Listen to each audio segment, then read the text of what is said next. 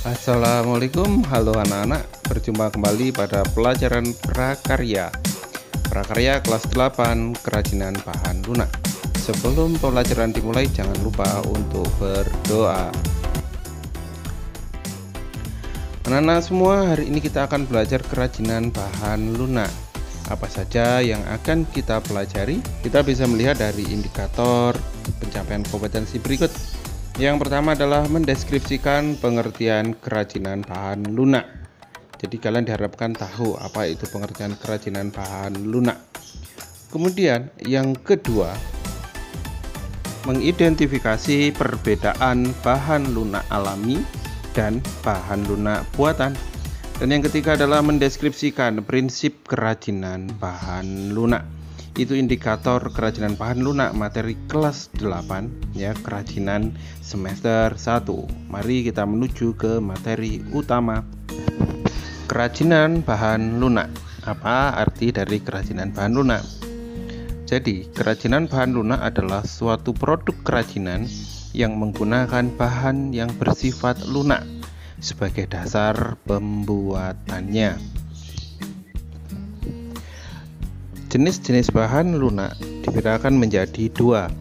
Ada bahan lunak alami dan bahan lunak buatan. Yang pertama, bahan lunak alami adalah bahan lunak yang diperoleh dari alam. Jadi ini tanpa ada campur tangan atau campuran dari bahan buatan. Contohnya tanah liat, serat alam, dan kulit hewan. Selanjutnya yang kedua adalah bahan lunak buatan. Bahan lunak buatan, bahan ini adalah tentunya bukan bahan yang berasal dari alam. Jadi bahan ini dibuat oleh manusia untuk bisa dijadikan bahan kerajinan. Contohnya adalah bubur kertas, gips, fiberglass, lilin, sabun, dan spons. Pada prakteknya, kerajinan dibuat dengan mempertimbangkan beberapa prinsip. Yang pertama adalah keterampilan tangan. Kerajinan dibuat dengan menggunakan keterampilan tangan. Meskipun diproduksi banyak, produk kerajinan masih tetap mengandalkan tangan. Yang kedua adalah keterampilan teknik. Pembuatan benda-benda kerajinan dilakukan secara berulang-ulang dan didasari oleh keterampilan teknik, sehingga produk yang dihasilkan memiliki kekhasan tangan yang tampak detail, rumit, dan hanya bisa dilakukan dengan keterampilan teknik yang dimiliki oleh tangan seseorang. Sedangkan yang terakhir yaitu prinsip kedaerahan atau tradisional. Kerajinan merupakan benda-benda yang mempunyai nilai guna praktis bersifat universal, dibuat dengan keterampilan teknik tangan, tetapi masih dipengaruhi oleh adat istiadat setempat. Bagaimana anak-anak, sudah mulai paham apa itu kerajinan bahan lunak? Sekarang kita masuk ke jenis dan karakteristik kerajinan bahan lunak. Jenis kerajinan bahan lunak dibedakan menjadi dua. Yang pertama, bahan limbah lunak organik yang banyak berasal dari tumbuh-tumbuhan. Semua bagian tumbuhan yang dapat dikategorikan limbah dapat diolah menjadi produk kerajinan. Contohnya daun-daun, kulit buah, kulit sayuran, batang tumbuhan, dan hasil olahan tumbuhan seperti kertas. Kemudian yang kedua adalah limbah lunak anorganik yang berasal dari bahan olahan dengan campuran zat kimiawi dan menghasilkan bahan yang lembut, empuk, lentur, dan mudah dibentuk. Contohnya adalah plastik kemasan, kotak kemasan, kain perca, karet sintetis, dan styrofoam. Sekarang kita masuk pada proses produksi kerajinan bahan lunak.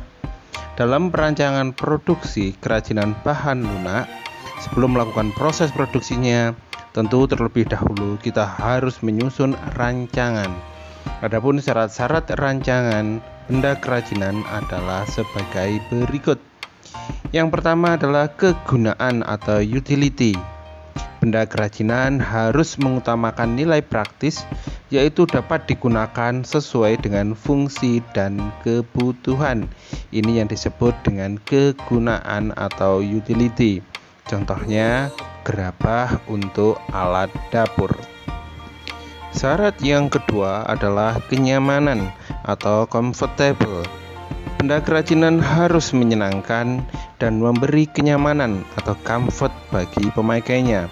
Misalnya membuat hiasan dinding lengkap dengan penggantungnya sehingga mudah digantungkan. Syarat perancangan benda kerajinan yang ketiga adalah keluasan atau flexibility. Benda kerajinan harus memiliki keserasian antara bentuk dan wujud benda dengan nilai gunanya. Misalnya membuat kaos tangan sesuai dengan ukuran dan anatomi telapak tangan. Selanjutnya ada keamanan atau safety. Benda kerajinan harus aman, tidak membahayakan bagi pemakainya. Misalnya penggunaan pewarna pada gerabah yang dipakai untuk memasak tidak membuat menjadi racun atau meracuni bahan makanan. Kemudian syarat yang terakhir adalah keindahan atau estetik. Benda kerajinan memiliki daya tarik keindahan bagi yang melihatnya. Keindahan sebuah benda dapat dilihat dari beberapa hal, diantaranya bahan baku, bentuk, hiasan, dan ornamen. Itulah materi kerajinan bahan lunak untuk kelas 8 semester pertama. Tadi kita sudah membahas tentang pengertian kerajinan bahan lunak, kemudian jenis bahan lunak, prinsip, kemudian juga proses produksi kerajinan bahan lunak, syarat-syarat rancangan produksi kerajinan bahan lunak. Ada juga contoh kerajinan bahan lunak, itu seperti kerajinan dari adonan tepung, kerajinan getah nyatu, dan sebagainya. Silahkan kalian cari sendiri. Cukup sekian anak-anak untuk pembelajaran kali ini. Sampai bertemu di pembelajaran berikutnya. Tetap sehat, tetap semangat, tetap belajar. Sampai bertemu. Wassalamualaikum warahmatullahi wabarakatuh.